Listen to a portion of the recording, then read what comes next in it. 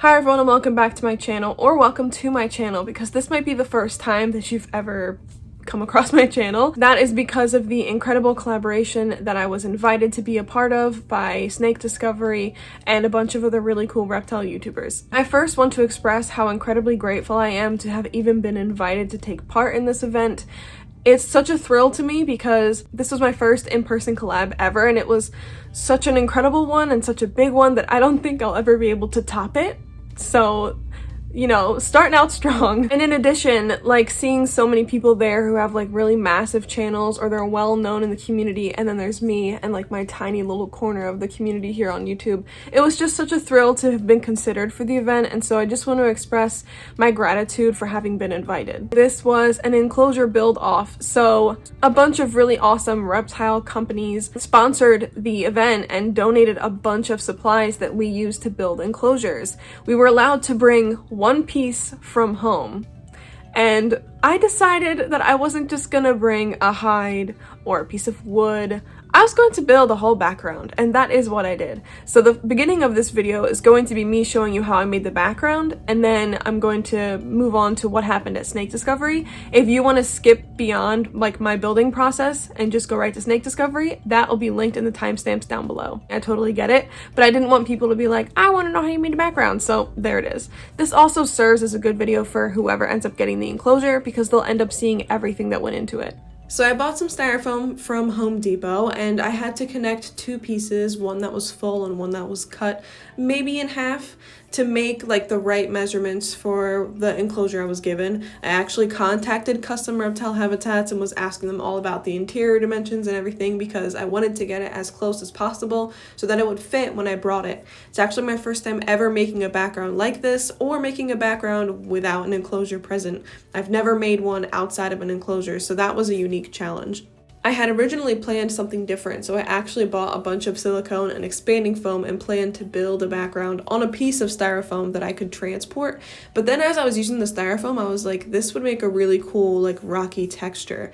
And then that's pretty much on the fly, on the spot, when I decided to make the background that you guys will see here in a minute.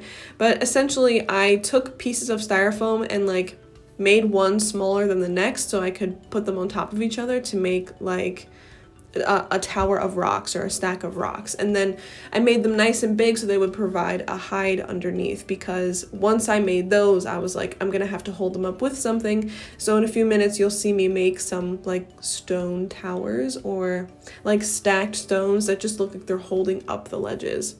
To cut the foam, I'm using a box cutter. I didn't just cut it straight, I cut it at an angle, and then I would rough up the surface a bit because you don't want it to look too fake. You want it to look like rock, so it's gonna have some texture to it.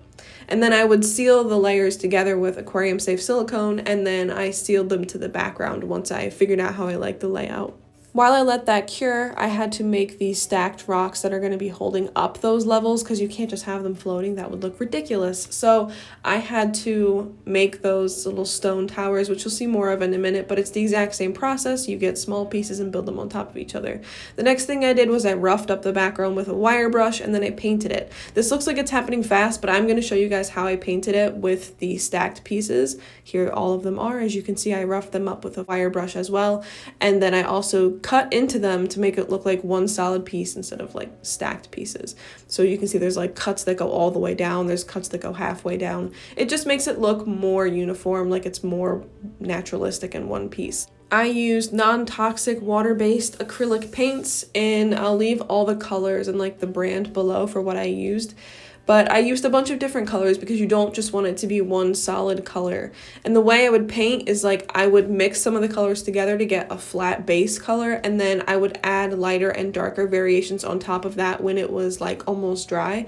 I would also take the cap of the paint and just dab it onto the background, because it would leave little spots of darker and lighter colors, and then I would blend those out with a brush. Here I'm adding highlights. As you can see, I'm just putting lighter colored paint onto the areas where light would naturally hit. I did the same thing with the shadows. I took dark paint and put it in the crevices where shadows would be cast naturally. Another way to add texture to a background that you're painting is to use a sponge. The next thing I did was attach the little stacking rocks, and then I would paint where they met so that it blended in well. My last word of advice is don't rush this. Take your time and it will look good. So then I took the 7.5-hour drive with my significant other Aaron, and we went to the Snake Discovery Zoo, which was nearly complete. Not all the animals had been moved in yet, so what footage you will be seeing, there's going to be some bear enclosures, but some of the animals had been moved in, especially like the turtles, which are in the front. Oh my gosh, I'm getting ahead of myself. So we ended up getting there. When you walk into the zoo, the first thing that you see, which is funny because the entrance is around the back, so we had to go all the way around, but the first thing that you see is basically like their shop. So a lot of the pets that are for sale, a lot of the really awesome exoterras on display, some of the sizes that you don't normally get to see. They had a bunch of cork and driftwood, lights, and all the kind of supplies you could possibly need like a normal pet store, but like to the max. The animals looked so healthy. They weren't overcrowded. They weren't put in like inhumane conditions like you would normally see at a pet store. It's possibly like the most ethical pet store I've ever been to.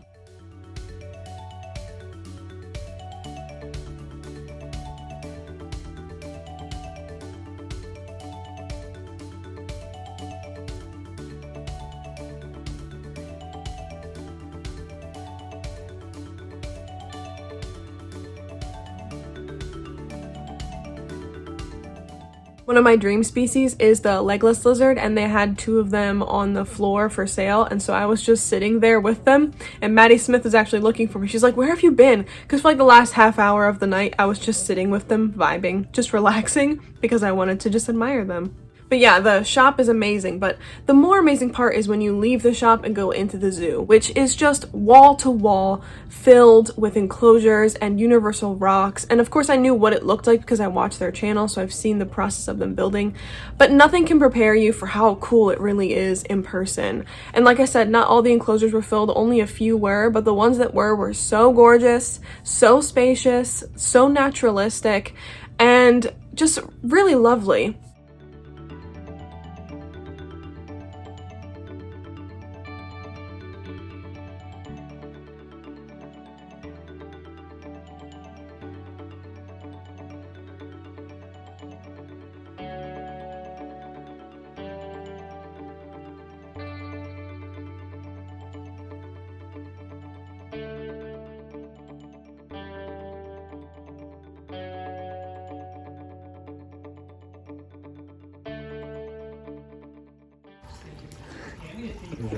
He's so cute.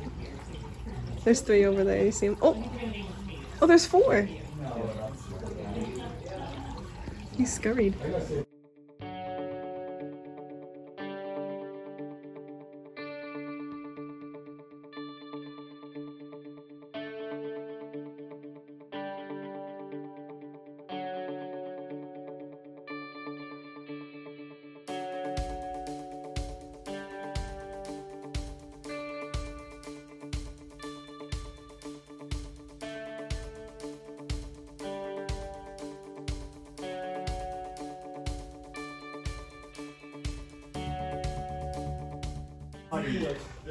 We know it's either.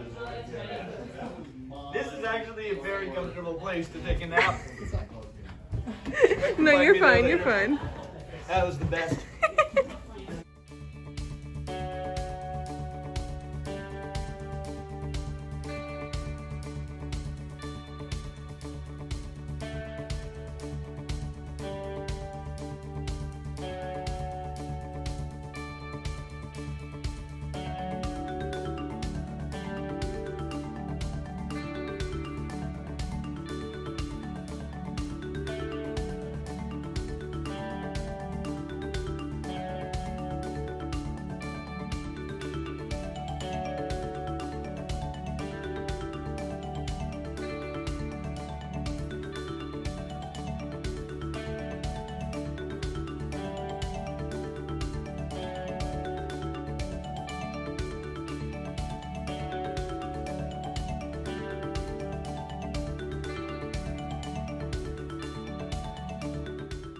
Once you get past the zoo area, which is like really full, like there's a lot of enclosures, but once you get past that zoo area, then there's the invertebrate cave, which of course is where you see all the little spiders and insects, and that was relatively filled compared to the rest of the zoo, so I was hanging out with some spiders, with a vinegaroon.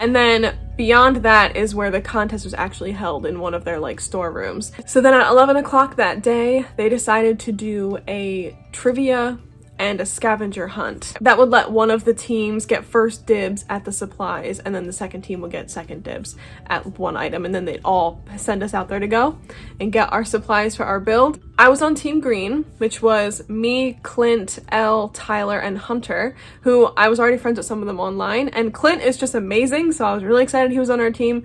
I didn't want to hit the buzzer, so I told them outright, and I think Elle said this too. We were like, we don't want to hit the buzzer. Like, we're shy people. You guys can go ahead and hit the buzzer. And Clint was like, I'll do it. Oh, I did see one person like saying that the green team looked stupid because we didn't answer any of the questions except for Clint. We decided Clint was going to be answering the questions. Me and Elle, like I said, we stepped back, and also I don't keep snakes, so I was at a disadvantage in the trivia. I did want to answer the Canada question. Like, I wanted to just slam my hand on the buzzer, but I'm too shy. Okay, I don't do that stuff. Like, it's too shy. But I knew the answer. It was Justin Trudeau. Spoiler alert, we lost the trivia.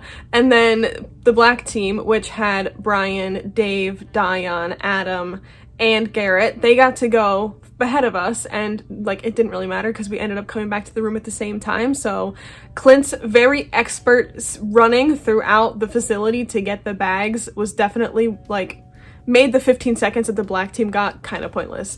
Oh, and also, while I was running around looking for clues, I body slammed Clint. Like, we ran full force into each other. It was awful. I felt so bad. I was like, Clint is like a national treasure of the Reptile community, and I just full on ran right into him. Like, the shame, you know? I gotta keep my head down. Too much shame. But they caught it on camera, so it's in Snake Discovery's Part 1 video, so that's fun. But we got back, and then we had to unwrap all of our bags, which is like the only thing I was good at, was untying the bags. So I untied mine, and then I untied Hunter's because he got like 3/4 of the way through, and then I untied the rest of his.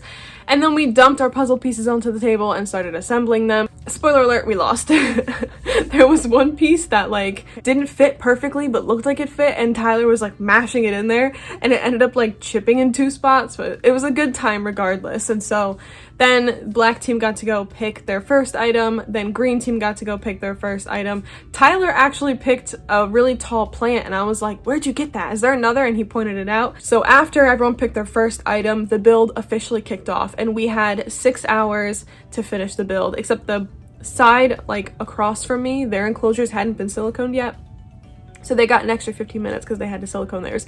That extra 15 minutes was very important to Garrett because he was literally down to the last second working on his enclosure, and turned out really great, so it's a good thing he had that extra 15 minutes. So then we started with the build, and my first step was to have Aaron take off the top of the custom reptile habitats so I could see if I could fit my background in.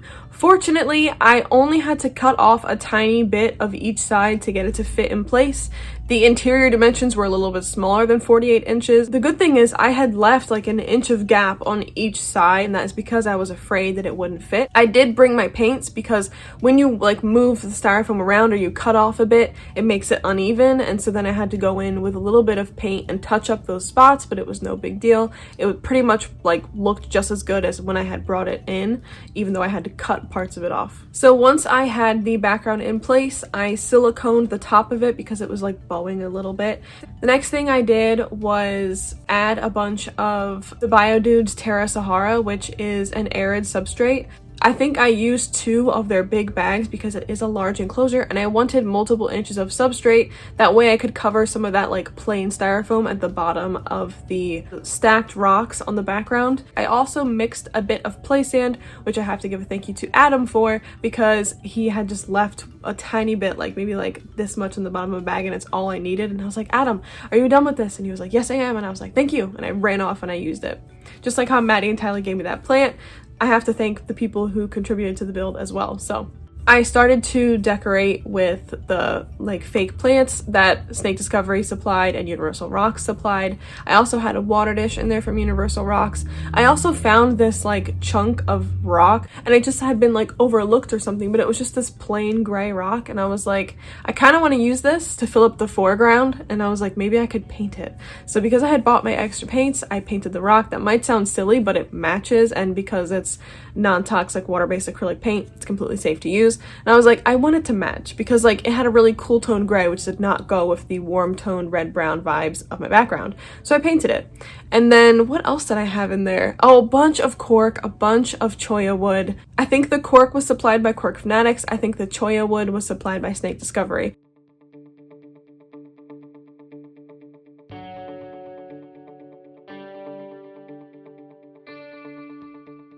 So because I had brought a background that had hides built into it and my job pretty much was just to decorate, it wasn't so much to build, I had a lot of time to kill. So I was hanging out with Clint, who was building right next to me. He was just an absolute delight to chat with, like just as entertaining, energetic, and polite as you see on his channel. And he talked to Aaron a lot of the time, which was really great because Aaron is a really shy person, and yet they were able to have such great conversation. Like, it was just really nice. I would regularly take strolls around the facility just to like pass the time, and I would look at other people's enclosures. I'm gonna go through and show you each of the enclosures that the wonderful contestants made. And I'll tell you a little bit about why I liked each one. So first we'll start with Clint, who was right next to me, as I said.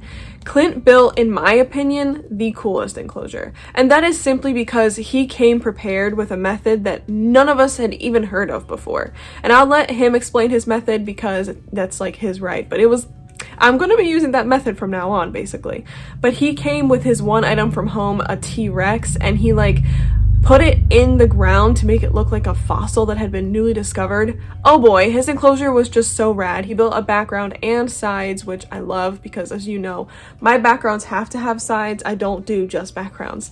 But it was just a really awesome enclosure, and his methodology was genius.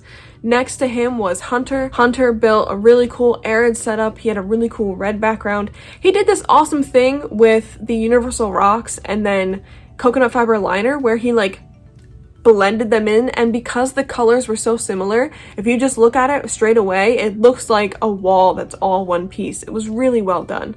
And then next to him was Elle. Elle had brought this piece from home that was like really cool, really big, and had moss all over the top.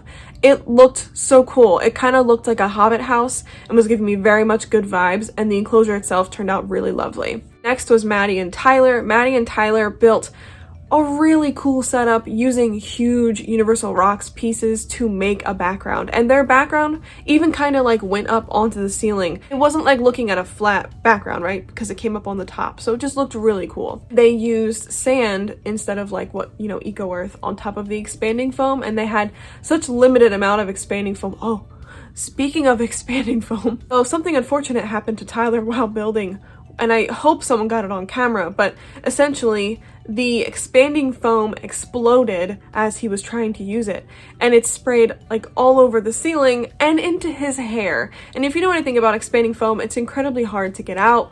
And if you know anything about Tyler, he's got great hair. You're just like looking over at him and he's just like trying to get it out of his hair, wiping it off the ceiling. Oh, it was just not a good time. But their enclosure turned out great. Next was Dion, and his enclosure was really cool. I know that he had some issues with his expanding foam, but honestly, in the finished product, you can't even tell. He's just like such a polite and humble person. He was like, oh, it's not that good. I'm like, come on, it looks fantastic. And everyone knows Dion as a person who has like really gorgeous enclosures on his channel, so it turned out really great. Next to Dion was Garrett, and Garrett built something I don't think anybody expected. It was really cool. So he spent literally every second of the day building, and like an hour and a half before the competition was set to close, his enclosure was completely bare.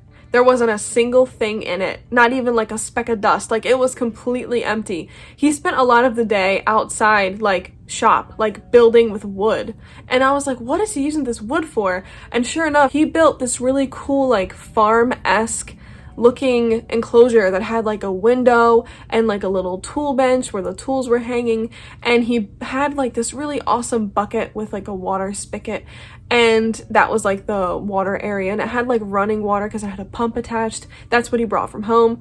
It was rad. It turned out to be really rad. He had me guessing. I was like, I don't know what he's doing with these wood pieces, but he even built like a hide with a pull-up lid like you'd have like in a tool bench. It was really, really rad. It was really cool. Next to Garrett was Brian. Brian built this gorgeous, like really warm vibes, really full of mushrooms. He ended up bringing like a mushroom from home, and then of course there was a bunch of mushrooms that were at the facility that were supplied by, I think it's Moody Arts. If not, I'll include it down here on the screen.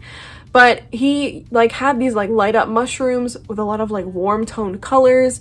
It was really gorgeous. One of my favorite enclosures because it was just so unexpected. And Aurora helped Brian build, and it was really nice meeting Aurora. And then next to Brian and Aurora was Adam from Wiccan's Wicked Reptiles. He built a really cool arid setup, and he, of course, just like everybody else, was being hard on himself. I walked over to look at his enclosure and he's like, I think it needs a bit more. And I'm like, it's gorgeous. All these people trying to be humble like they don't know what they're doing. So he built a really cool enclosure. It had like a predominantly sand base mixed with, I think, Terra Sahara, but he made it like for a bearded dragon, and it had a lot of hiding places. It had a really big rock feature from Universal Rocks. It looked really cool. And then he also put some isopods in it. I know this because he was asking about isopods and we were able to talk about it. And then the last enclosure was Dave. And Dave built the most unique enclosure. And actually, I don't think I should say Dave built it because the running joke is that his partner built it. So, but anyways, Dave's enclosure had a really unique background. It was a printed out picture of him and Emily as Jay and Silent Bob, which I mean is hilarious. But it also had a lot of really like natural elements too. They had like mushrooms going up the background. They had a lot of substrate. They had plants. Like it looked really cool. The enclosures in the beginning that I was like kind of like, oh, that's a really interesting choice, still ended up being so cool and gorgeous. I don't think there was a single enclosure there that wasn't beautiful, that wasn't functional. And the people who are going to win these enclosures in a raffle are going to be very fortunate to be getting such like amazing builds. So at the end of the day, it was 6:15. Garrett finished literally right on 6:15, and he was exhausted. He was like chilling on the floor. He's like, I'm so tired. But yeah, he did a lot of like work with tools, like cutting wood and stuff, so he probably was tired. But at the end of the day, we were done, and then we decided to hang around the facility for a few more hours. Oh yeah, a fan dropped off pizza for us, so we had lunch supplied by Emily and Ed, and then we also had pizza, which was really nice. So we all decided to hang around, and we did some like extra shooting here and there. Like Emily and Ed were shooting intros of people walking in, and you guys have already seen this because thankfully they included it in their video yesterday. Well, it's yesterday for me, it's probably days ago now for you. But in their part 1 video where Adam is walking in and he decided he wanted to have a stool as part of a joke, and he tries to push the stool open and it doesn't open, and he's like, ugh, and he walks away. I got a clip of that with my very annoying laugh, so I'm gonna put that here. Are you ready? Wiccan's Wicked Reptiles!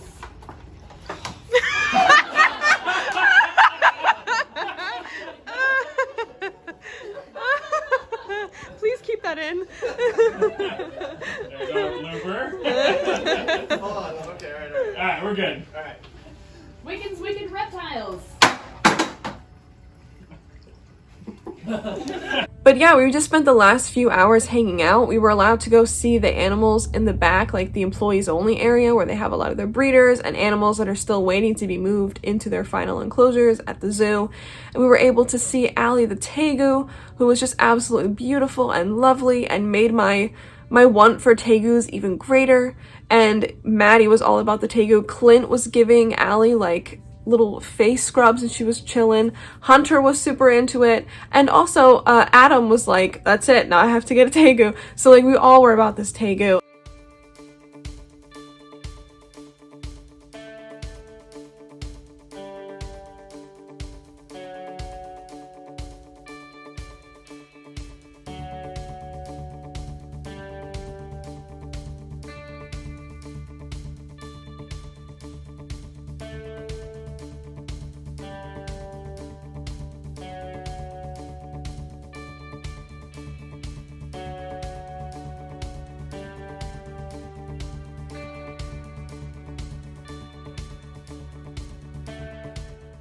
And then there was Brian, Dion, Adam, and Dave over there looking at snakes.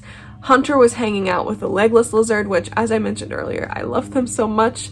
And Aurora was holding the legless lizard too. Like, we were just all having such a great time interacting with these animals. They also had a snapping turtle back there, like, oh, it was amazing. And all the enclosures that they opened looked so clean, looked just like you'd expect them to. The animals looked really healthy.